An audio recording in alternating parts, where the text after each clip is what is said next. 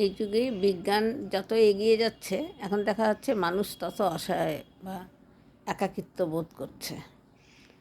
কাজ করছে, কর্ম করছে, আর ঘরে এসে একাকিত্ব বোধ করছে। কেন, এটাই তো বোঝা যাচ্ছে না। মানুষ নিজের থেকে হচ্ছে নাকি এই পরিবেশের জন্য হচ্ছে। এমন এই যুগে এমন হয়েছে যে আর আগে এখন যারা বয়স্ক তাদের আর মানতেই চাইছে না।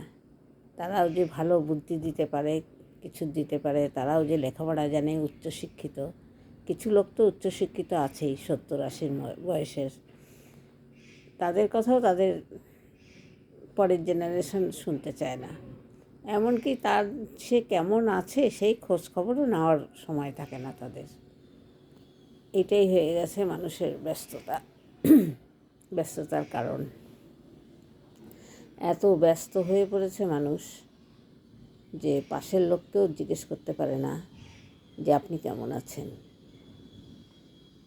সময় থাকে না আর কি, জিজ্ঞেস করতে পারে কিন্তু সময় থাকে না।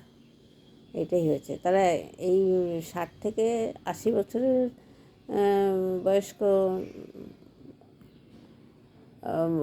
লোকেরা আরও অসহায় বোধ করে, কেননা তাদের খোঁজ নেবার লোক নেই।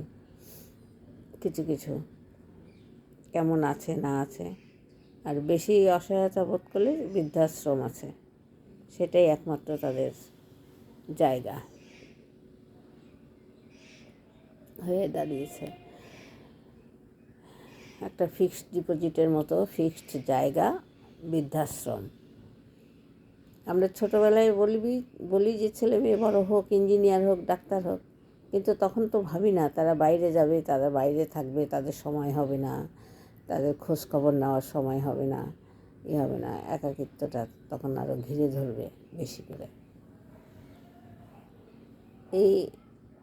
এটার কোনো সমাধান নেই মনে হয়।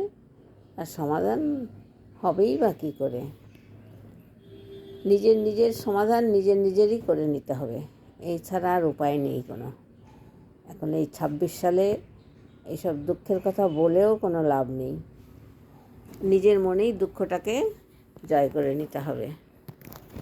এটাই হচ্ছে মানুষের এই কিছু মনের কথা সব বলে একটু হালকা হলাম।